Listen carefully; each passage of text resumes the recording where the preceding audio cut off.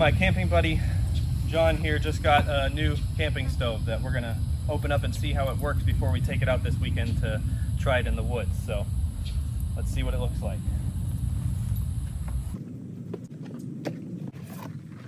Coleman tripod grill and lantern hanger. A little bit heavy, so we're gonna see how it works when we hike out in the woods this weekend. I'm sure it'll be worth it though.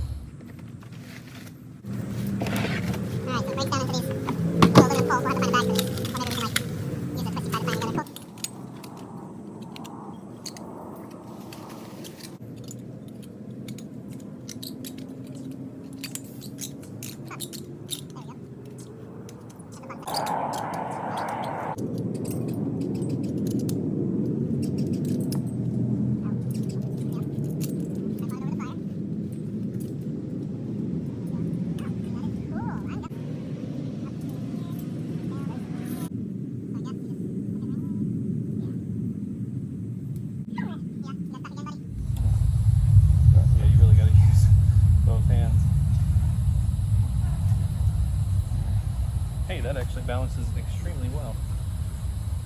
All right, so hangs over the fire, easily adjustable to get it just right over the coals you want, and then this thing moves up and down to get it as close to the fire as you want, or as far above it as you want. So, for example, we want it to be up there. Hold on, I'll show you more.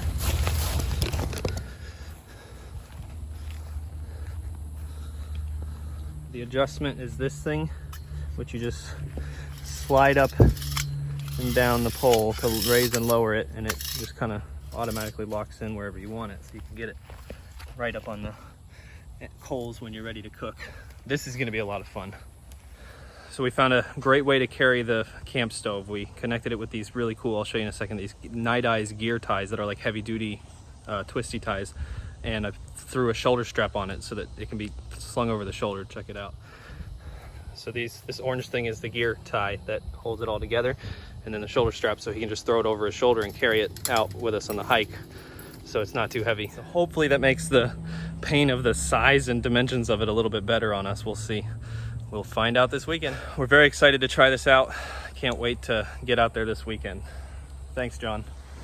Just arrived here at Hickory Hammock, and we have this storm south of us that is moving north currently and hopefully doesn't hit us too hard before we can get set up. So let me punch in this gate code and get in here.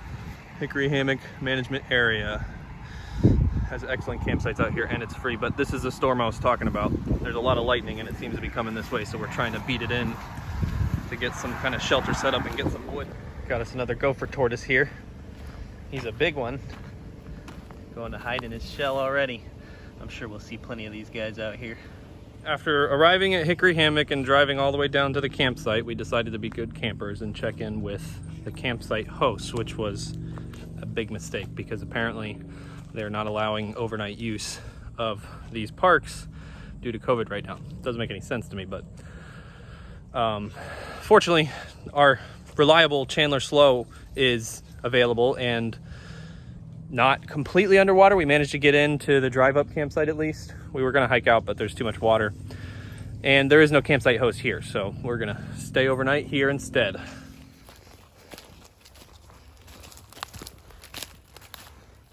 On the hunt for firewood. It's extremely wet out here, but we're gonna try to get a fire going. I have these fancy wax fire starters that are supposed to burn for a really long time. So we'll see how well that'll get it going, because the wood seems to be kind of wet with how it was raining earlier today. It always makes it a bit of a challenge, but just in case I brought backup lighter fluid as well. So we have the gear. We'll see. Looks like we might actually get a fire going.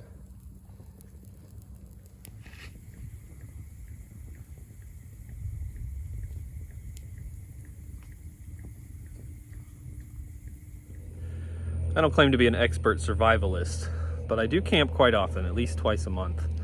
And having done it so much, I've discovered some things are worth bringing with you and some things are not. My favorite example is a machete. Around here, at least in Florida, it's relatively useless, for the kind of camping I do at least. I much prefer a hatchet, but even over a hatchet, I prefer a folding saw. But more importantly, there are certain luxuries that are worth bringing with you. The first of which is always a camp chair. These things are amazing. I couldn't live without them for sure. I almost always bring it even if I'm hiking quite a ways. Another great luxury, especially if you have a big battery bank that you can bring with you, is one of these. Little metal fan. It's amazing how this little thing can put out just a little bit of wind and it makes you feel so much better. So it seems silly, but I'm telling you, this thing is worth bringing out.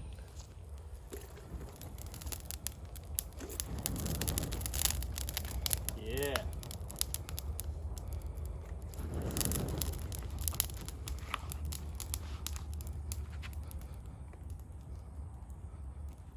We got us some coals going down in there, so we're gonna try to set up the campfire tripod and cook some chicken.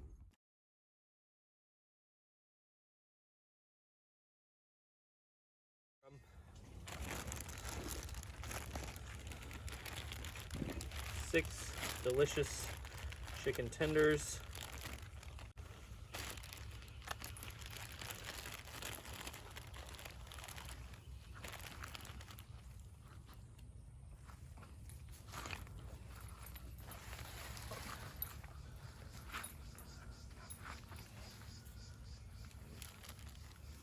Get some spices on this. That chicken is looking pretty good if you ask me. In order to be perfectly safe, I brought this kitchen thermometer that we can use to check the temperature of the meat. Yeah, that's looking pretty good.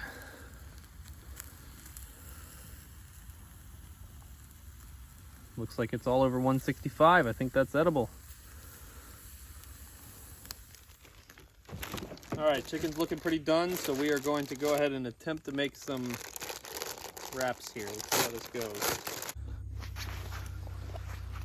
Put some Caesar dressing on our Caesar wrap here.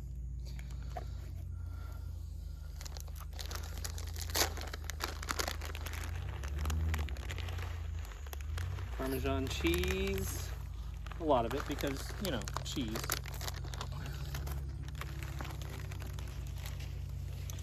And then put a piece of chicken on that, yeah? Nice. Nice. That's a wrap.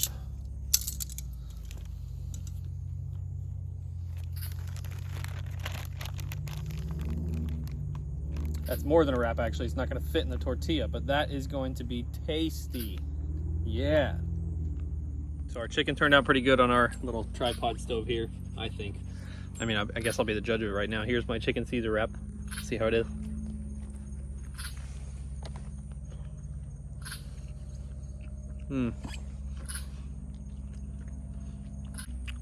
That's definitely what I needed after all that work today. That is good. Especially for making a meal in the woods like that. That is good. This is Bucky's camping blanket that my wife made. It's a pretty cool Mario theme. I'm a huge fan of. Bucky's clearly a fan of it too. He's relaxing.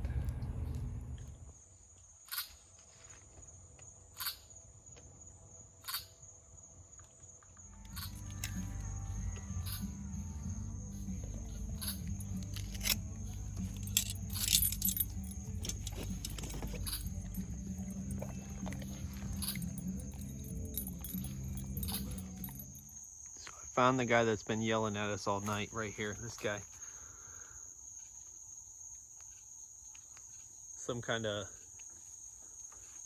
like, I don't know, grasshopper or something? Who knows? He's pretty freaking looking. Look at this guy. He'd be yelling if it wasn't for the fact that I'm shining my light on him right now. I had a comfortable, rain-free, mosquito-free night. My trusty hammock took care of me again.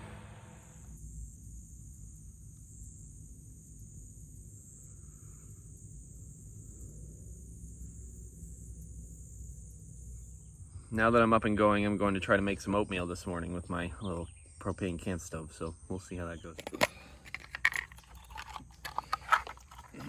This is my cheap little propane stove. We'll get this set up and try to boil some water on it.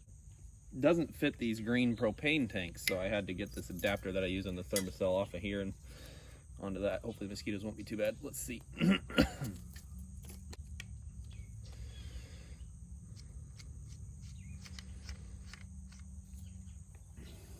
It pains me to turn off the thermacell for a minute, but we need this.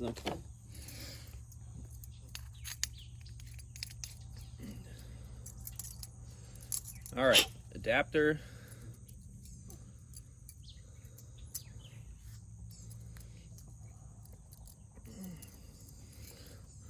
Plug it into the propane tank here. There we go.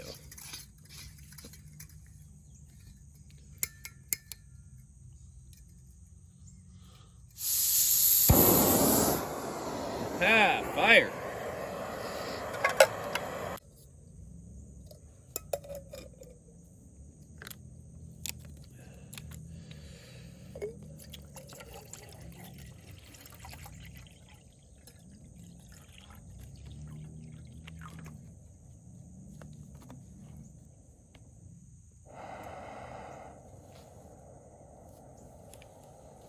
Let's get this boiling. Got some boiling water going. I will now add the instant oatmeal packets and see how these turn out. I tried to measure it. I might have put a little too much water in it. We'll see if it thickens in a minute here. Strawberries and cream flavor. Thickened up. Not as much as I'd like. I put a little too much water, but it'll be edible. So it's a good breakfast. Last night I decided to look up how to actually pronounce the word slough, which means swamp apparently. I did not know that, so I apologize for mispronouncing it in my first video out here, but this is Chandler Slough, which is definitely a swamp because, like I said, it's underwater.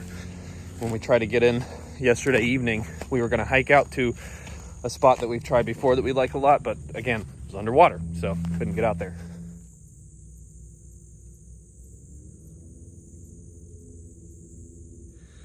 It was a comfortable night. Stayed mosquito free thanks to that wonderful thermacell. And we're about to pack up and head home so we can enjoy our wonderful amenities such as running water and air conditioning, which is definitely my favorite out of the two. So thanks for watching. It's been a blast. See you next time.